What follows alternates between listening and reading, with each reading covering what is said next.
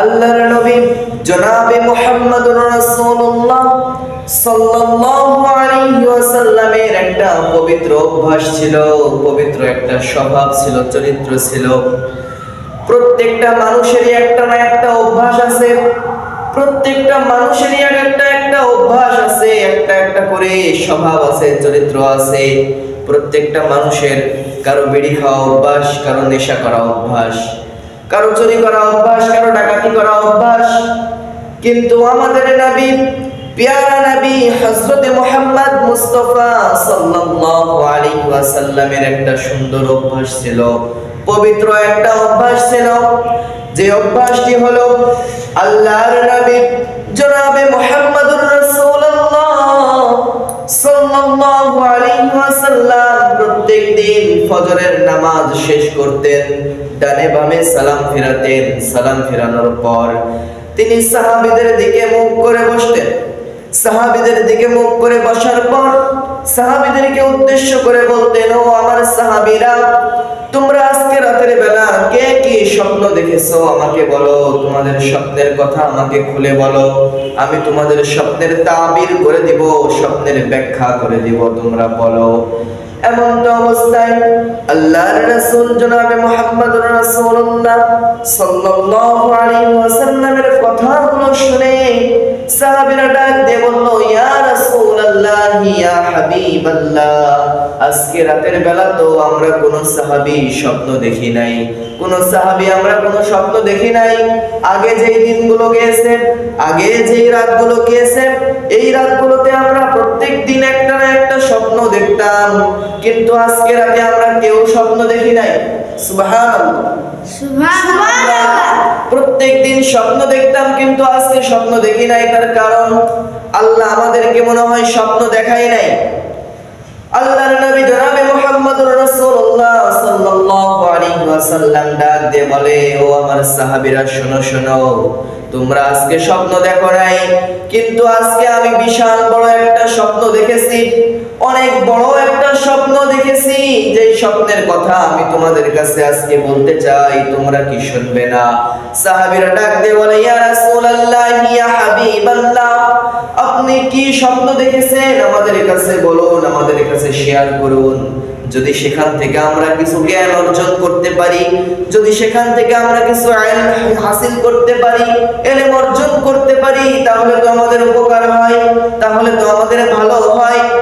সাহাবীদের কথা শুনে আল্লাহর রাসূল জনাবে মুহাম্মদুর রাসূলুল্লাহ সাল্লাল্লাহু আলাইহি ওয়াসাল্লাম সাহাবীদেরকে বললেন, ও আমার সাহাবীরা, আজকে রাতের বেলা যখন আমি ঘুমিয়েছিলাম, এমন তো অবস্থায় দুইজন ব্যক্তি আসলো।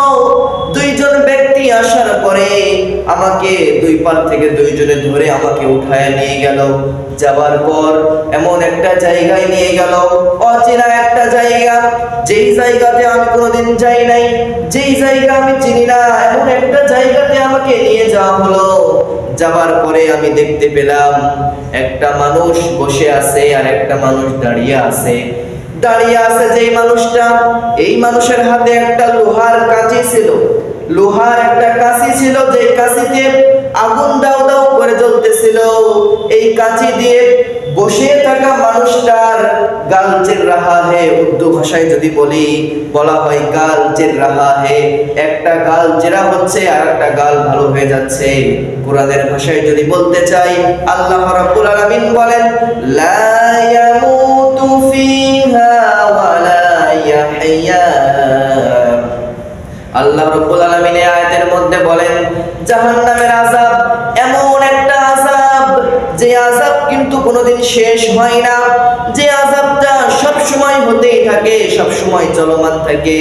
একদিক থেকে আযাব দেওয়া হয়, আর একদিক থেকে আবারও তিনি ভালো হয়ে যায়। একদিক থেকে আযাব দেওয়া হয়, আবারও তিনি আগের শরীর, আগের রূপ তিনি ফিরে পায়। সবাই বলুন না সুবহানাল্লাহ, সুবহানাল্লাহ, আরো বলুন না সুবহানাল্লাহ। এটা কি আল্লাহর কুদরত নয়? এটা আল্লাহর কুদরত, যার কারণে আল্লাহ রাব্বুল আলামিন আযাবগুলো দেয়, আবার তাকে শরীরগুলো আবার ঠিক করে দেয়। কিন্তু এটা কুদরত নয়, কারণ এটা জাহান্নামীদের জন্য শাস্তি আর শাস্তি। এই শাস্তিগুলোই দেওয়া হয় জাহান্নামীদেরকে। আল্লাহর রাসূল বললেন, ও আমার সাহাবীরা, আমি যখন গেলাম স্বপ্নের মধ্যে প্রথম অবস্থায় দেখলাম একজন ব্যক্তির গাল চেরা হচ্ছিল। আমি জিজ্ঞাসা করলাম, রে ফেরেশতারা, এদের গাল কেন চেরা হচ্ছে? এরা দুনিয়াতে থাকতে কি এমন অপরাধ করেছে আমাকে বলো। ফেরেশতারা ডাক দিয়ে বলে, ইয়া রাসূলুল্লাহ, ইয়া হাবিবাল্লাহ, আর একটু সামনে চলুন। আর একটু সামনে যখন আমি গেলাম, সাহাবীরা, আমি দেখতে পেলাম একটা মানুষের মাথায় পাথর মারা হচ্ছে, পাথরের আঘাত করা হচ্ছে, চিৎকার চেঁচামেচি করে কান্নাকাটি করতেছে। আবার তার মাথা পুরোপুরি ভালো হয়ে যাচ্ছে, আগের মতো হয়ে যাচ্ছে।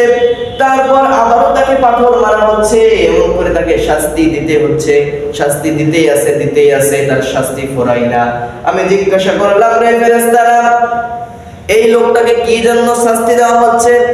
দুনিয়াতে থাকতে এই মানুষটা কি এমন গুনাহ করেছে যার কারণে তাকে শাস্তি দেওয়া হচ্ছে?